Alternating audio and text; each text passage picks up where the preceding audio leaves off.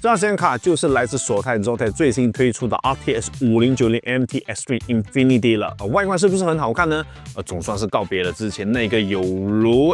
金的设计了。就单纯这个外观而言，满分5分，你们会给这款5090 AMD Extreme 打多少分呢？我其实自己会给到4分，因为就外形设计它真的挺好看的。那除了外形之外，它的表现又是如何的呢？本期节目将来给各位好好分享这张索泰 Zotac RTX 5090 AMD Extreme Infinity。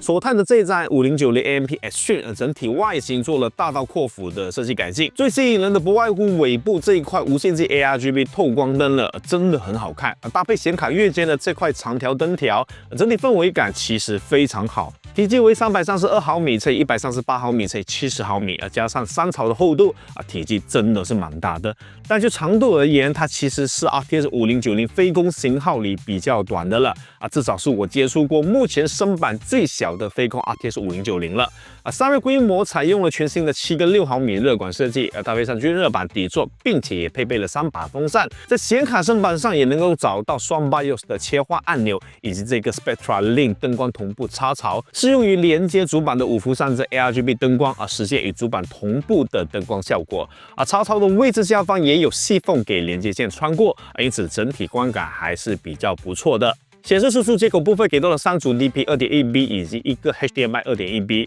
同时插槽板是直接给到了3槽位的设计，如此一来就能很好的固定这么庞大的显卡了。个人觉得这一点确实做得挺好的。和各位简单介绍了索泰的5090 AMD Extreme 后，接着就要上机实测了。这次为了迎合这张5090 AMD Extreme 的场景，我直接构建了这一台联力 OLED Vision Compact， 搭配全套 SL120 Wireless 风扇的场景，更符合5090 AMD Extreme 主打 RGB 灯光爱好者的定位选择。这次的硬件配置如图显示，同时这里要和各位分享来自阿斯加特的内存与 SSD 新品。首先是这一套阿斯加特的博拉奇2代16GB 乘2 DDR5 6切 C28 RGB 套条，出厂搭配 Expo 就提供了6切 C28 的超频配置，搭配上 AMD Ryzen 9切系列处理器，只需一键开启 Expo 就能够获得不错的读写与延迟表现。由于采用了海力士 A 代原厂颗粒，它超频能力也非常不错，我很轻松就能够做到 DDR5 8切 C34 的超频成绩了。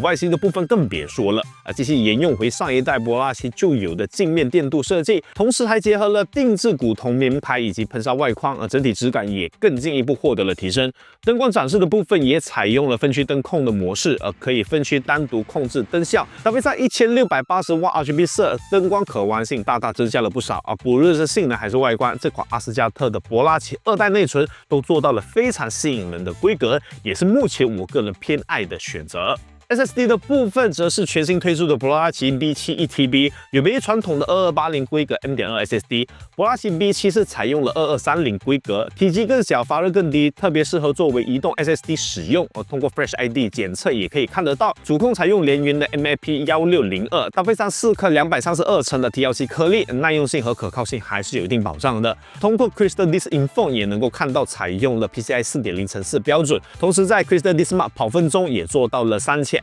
每秒和3800MB 每秒的读写性能表现，已经能够吃满雷电式和 USB 4的所有带宽了。如果你正考虑选择一款2230 SSD 作为移动硬盘的需求，那么这款阿斯加特博拉奇 B7 值得你考虑一下。回到了索泰 RTX 5090 AMD Extreme Infinity 的测试分享关于 RTX 5090的常规性能表现，我这里就不多介绍了，只是大致放出来给各位参考。我将重点放在它的温度与功耗表现上。在我进行了20分钟的 Full Mark 2显卡压力测试后，显卡的核心温度来到了平均 76.3 度，检出温度则是平均 74.9 度，核心频率在平均2672 MHz， 功耗则是顶着600瓦功耗强。我必须承认它的散热表现确实比较一般，并且在进行常规的3A 单机游戏下，大多数情况也能跑到60度以上，整体散热表现并不是特别出彩。因此接下来我得给这一张5090 AMD Extreme 进行降压操作。上次在万历的5090信件体验分享里就给各位介绍过具体的降压操作了。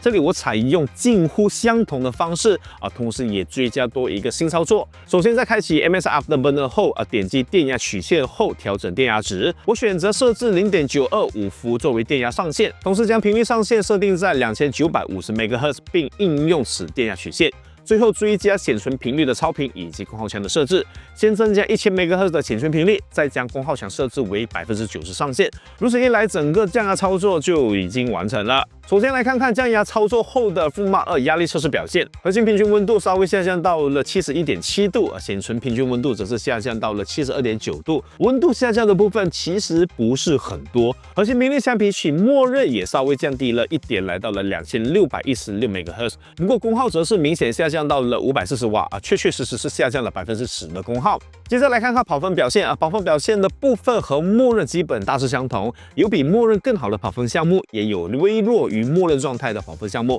但差异都并不明显，基本能算作误差。最后来看看具体的游戏表现，在赛博朋克2077 4K 分辨率搭配极致画质并打开超级光追，同时启用 DLSS 自动挡和光线重构功能，温度与功耗部分的下降算是明显的。最终反映到帧数表现，则是降压后的帧数略高一些。再来是刚推出不久的怪物猎人荒野，同样是 4K 分辨率、极高画质，并开启 DLSS 自动挡同时关闭光追以及增生成功能。降压后的温度与功耗相比起默认时的61度和360瓦，下降到了52度和280瓦幅度还是比较明显的。而帧数的部分仔细对比，其实没明显的差异虽然最终得分还是默认时的得分更高，但差距不到1%基本能算作误差。最后的测试游戏是黑神话：悟空 4K 分辨率、全影视级画质，同时开启超级全景光追和关闭增生成。默认时的温度和功耗在67度和530瓦，降压后的温度和功耗则是下降到了59度和420瓦。